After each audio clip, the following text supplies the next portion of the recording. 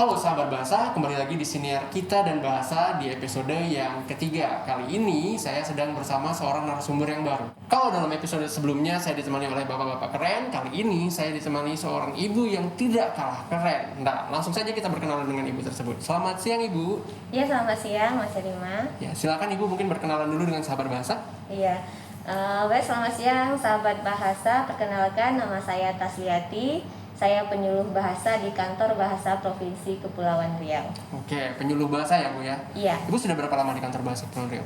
Kurang lebih sudah dari 2014 saya, jadi sudah hampir 7 tahun saya di kantor bahasa. Oh begitu, Ya. sudah lama juga ya bu ya? Iya. Nah, ini kemarin ada yang nanya-nanya juga bu, kalau misalnya penyuluh di kantor bahasa, biasanya tuh yang disuruh apa bu? Materinya apa yang penyuluhan itu? Ya, sejauh ini kita memang sudah melakukan penyuluhan ya. Untuk materi-materinya tentu seputar kebahasaan begitu. Jadi apa yang kita sampaikan itu dalam lingkup bahasa, misalnya bisa untuk guru, kemudian bisa untuk instansi pemerintah, mahasiswa, generasi muda. Jadi cukup banyak lah ininya, sasarannya begitu. Berarti seluruh kalangan juga ya bu ya? Mulai Iya. dari anak muda sampai dewasa juga ya? Iya betul. Jadi untuk lingkup kerja kantor bahasa memang seperti itu. Jadi di hampir semua kalangan lah, kalau bisa kita katakan seperti itu. Baik, nah itu biasanya kalau penyuluhan ibu dari kantor bahasa datang langsung ke lokasi peserta atau bagaimana bu? Biasanya kalau sebelum pandemi memang kita melaksanakan itu di daerah-daerah ya, misalnya di Kabupaten Karimun, kemudian Kota Batam, dan seterusnya di 7 kabupaten kota itu ya. Ada panitia nanti yang melaksanakan, kemudian kami hadir, diundang sebagai penyuluh begitu. Oke. Tapi untuk masa pandemi ini memang kita siasati bagaimana penyuluhan itu bisa tetap berjalan ya. Misalnya dengan melakukan di media sosial, kemudian kita manfaatkanlah sebisa mungkin ada media yang bisa kita gunakan begitu. Oh iya. Berarti ada kaitannya dengan kesantunan berbahasa gitu ya bu ya? Ketepatan kaidah dan lain sebagainya gitu ya? Iya betul sekali. Selain kita menyuluh bagaimana kaidah kebahasaan yang betul, yang benar, yang baik, yang bisa diterapkan di misalnya dokumen-dokumen, kemudian di wajah bahasa satu instansi, kita juga mengimbau kepada semua kalangan, nah apalagi generasi muda ya, untuk tetap memiliki kesantunan dalam berbahasa. Intinya harus dikedepankan lah. Kita tidak hanya bisa berbahasa, tidak hanya harus piawai berbahasa saja, tetapi juga harus punya etika begitu. Baik, ini menarik sekali karena sepertinya ibu menguasai di bidang bahasa, kesantunan berbahasa dan segala macamnya yang ada kaitannya dengan sosial media dan lain-lain. Saat ini kita akan membahas tentang bahasa dan hukum ya bu ya. Nah ini kemarin saya sempat baca ada beberapa yang nanya tuh bu, kan ngomongin soal kesantunan berbahasa, emangnya seberapa penting kesantunan? Emang bahaya kalau tidak santun bu? Nah, ya memang kalau kita lihat fenomena sekarang ya, mungkin orang, apalagi kalau kita lihat di media sosial misalnya, sekarang seolah sudah tidak ada batasan lagi mana yang bisa kita sampaikan, mana yang tidak seharusnya kita sampaikan ya, karena dengan memanfaatkan teknologi digital itu seolah-olah batas kesantunan itu sudah terbuka begitu ya, padahal sebetulnya bahasa itu kan tidak tercipta untuk kita menyakiti orang lain ya. Karena esensi bahasa itu fungsinya adalah untuk berkomunikasi dengan orang lain. Jadi intinya harus ada komunikasi, walaupun selanjutnya misalnya ada pertikaian yang terjadi di belakang, misalnya karena status atau karena komen-komen. Nah itu sebetulnya adalah efek negatif dari adanya media sosial begitu. Nah ini gara-gara ibu ngomong soal status dan komen-komen ya, saya jadi teringat kalau dulu kan kita diajarkan santun sama orang tua dan segala macam itu kan karena komunikasi langsung ya, kita lisan ya. Nah sekarang itu banyak komunikasinya justru yang tulis nih, yang di media sosial. Nah sebenarnya ada tidak bu kasus-kasus tertentu yang mungkin bisa jadi referensi nih, seberbahaya ini loh kalau kita tidak santun? Iya betul, kata Mas Herima tadi, memang kalau orang tua kita dulu kan selalu mengingatkan kita, hati-hati mulutmu harimaumu, seperti itu ya ungkapan yang disampaikan.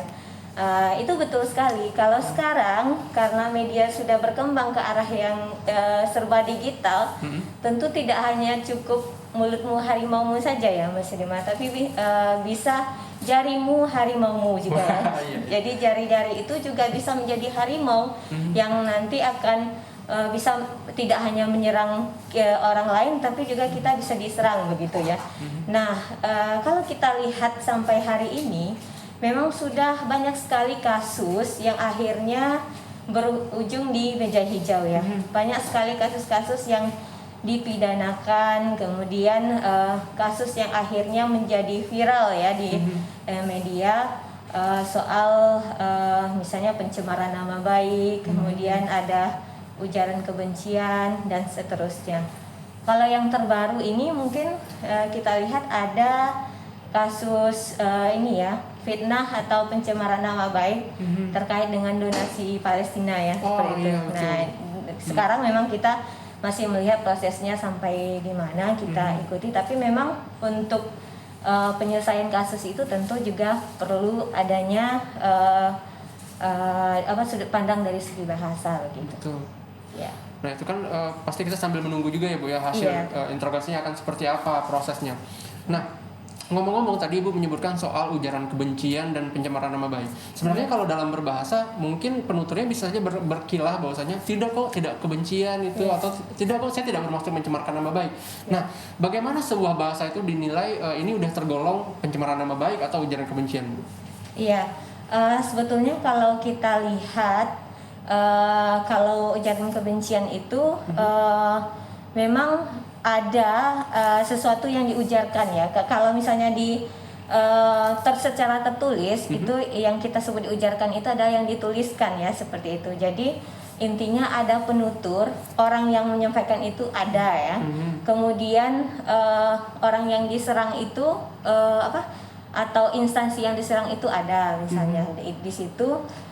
Akhirnya menimbulkan memicu orang untuk marah begitu. Kemudian intinya membangkitkan kemarahan orang lain, baik itu personal ataupun kelompok orang begitu. Jadi intinya di situ ya, untuk ujaran kebencian.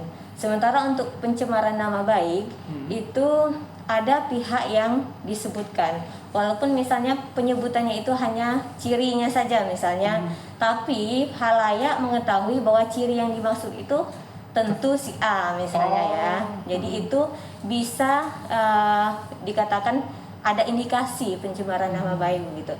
Nah, namun kalau ini bisa dipidanakan itu jika ada pihak tertentu yang merasa gitu ya. Jadi si lawan tutur ini merasa mukanya diserang begitu ya, wajahnya diserang atau kehormatannya diserang oleh tuturan atau tulisan tersebut begitu. Intinya seperti itu. Berarti kita tidak boleh membuat orang merasa benci dan marah, memancing itu semua, itu bisa berbahaya ya Bu ya? Iya, itu untuk ujaran kebencian ya. Kalau yang untuk pencemaran nama baik, bahkan walaupun kita tidak secara gamblang menyebutkan nama, tapi kalau menjurus pada tokoh tertentu, mengkerucut gitu ya, itu bisa masuk ya Bu ya? Iya, itu bisa ada indikasi ya, ada indikasi pencemaran nama baik. Namun untuk membuktikan itu tentu perlu adanya ahli pidana ya. Kalau kita dari ahli bahasa itu cukup menyampaikan ada indikasinya apa, ada penuturnya, kemudian ada lawan tuturnya siapa, walaupun nanti akan dilihat ya siapa, kemudian konteks tuturannya apa. Ini ujaran ini atau tulisan ini terjadi latar belakangnya apa begitu ya. Kemudian ada tujuan tutur. Tujuan tutur itu artinya orang ini tentu punya tujuan ya untuk menuturkan itu atau menuliskan itu. Jadi itu kalau ahli bahasa cukup hanya pada mengatakan bahwa ini ada indikasi pencemaran nama baik, ini ada indikasi ujaran kebencian. Tapi untuk menentukannya bersalah atau tidak itu pihak yang berwenang. Balik lagi ke ranah hukumnya ya Bu? Iya betul. Wah. Ini berarti sebenarnya teman-teman sahabat bahasa mungkin yang kebiasaan berkilah ya, harus hati-hati juga kalau ada ahli bahasa tidak bisa berkelit ya, karena ketahuan sekali maksudnya ya Bu ya. Iya, itu tentu pembelajaran untuk kita ya, bahwa tidak semua apa yang kita pikirkan, apa yang kita rasakan itu bisa kita ungkapkan dengan seenaknya. Mungkin kalau kita menyampaikan dengan baik, kritikan itu masih bisa diterima ya. Sebatas itu tidak menyerang kehormatan orang lain. Yang kemudian misalnya ada orang yang merasa dirugikan, kemudian membawa ke ranah hukum. Nah inilah yang akan terjadi begitu, Mas Iri. Oh baik, berarti poinnya justru di situ dalam menyampaikan tadi ya Bu ya. Iya, Nah di betul. sini keterampilan berbahasa itu jadi penting. Iya. Kenapa harus santun dan lain sebagainya Bu. Tentu. Nah mungkin ada tips Bu, kalau ingin kita tetap merasa, aduh masa nggak bisa kritis, masa nggak bisa protes segala macam Iya. gitu kan, takut apa-apa salah gitu. Nah caranya biar kita bisa tetap kritis, tetap memprotes sesuatu tapi dengan cara yang baik dan santun agar tidak kena bahayanya itu bagaimana? Iya, yang pertama tentu kita harus memperhatikan situasi tuturnya ya. Situasi tutur itu berkaitan dengan apa tujuan kita, apakah kita mengkritik ataukah kita ingin, kalau ini jelas tadi ya ingin mengkritik ya. Siapa yang kita kritik misalnya?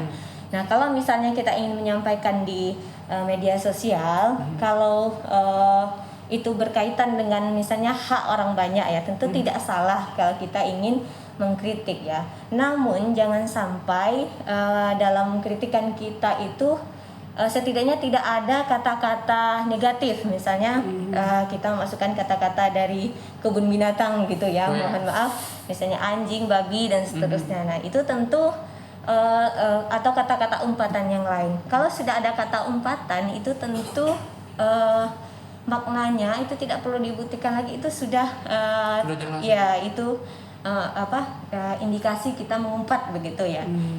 Dan kalau ada orang yang merasa dirugikan tentu kita bisa dinyatakan bersalah seperti itu.